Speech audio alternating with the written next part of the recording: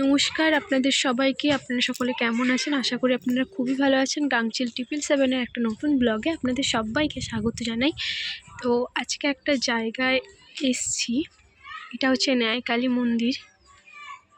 এটা একটা বট গাছ যেখানে লোকে মানত করে যায়। মা খুবই জাগ্রত, সবার মানতই পূরণ করে।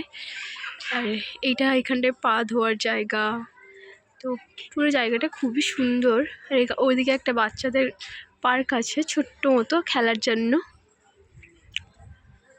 এই যে এখানটায় অনুষ্ঠান হয়, এগুলো কাজ হচ্ছে, মন্দিরটাকে নির্মাণ করা হচ্ছে নতুন করে, খুব বড় করে কাজ হচ্ছে, চারিপাশে দোকান হচ্ছে অনেক।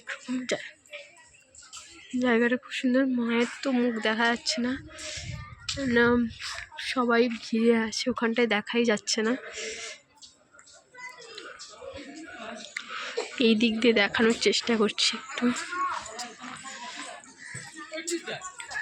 এই যে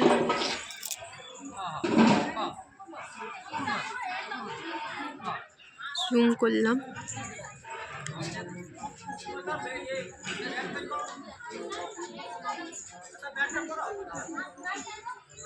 মা খুবই জাগ্রত।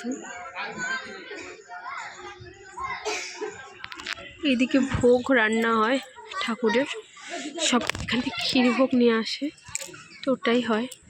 আর পুরোটা নির্মাণ কাজ এখনো চলছে।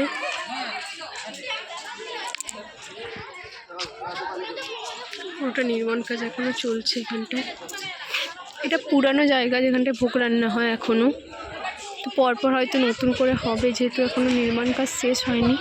এখানে বিশাল কাজ চলছে এখনো।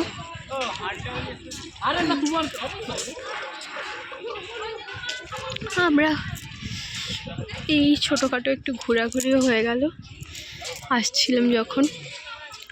আসলে সময়ের সঙ্গে সঙ্গে মানুষের ব্যস্ততা বেড়ে যায়, সময় করে সব জায়গায় আসা হয়ে ওঠে না।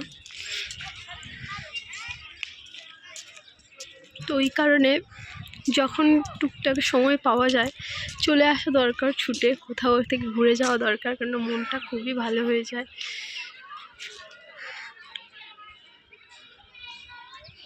খুবই সুন্দর জায়গাটা দেখতে, বিশাল সুন্দর লাগছে। আরও কাজগুলো হয়ে গেলে আরও বেশি সুন্দর লাগবে। যদিও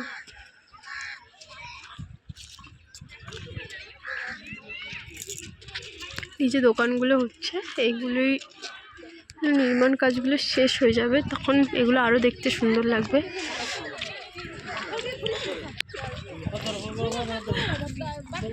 ঠিক আছে,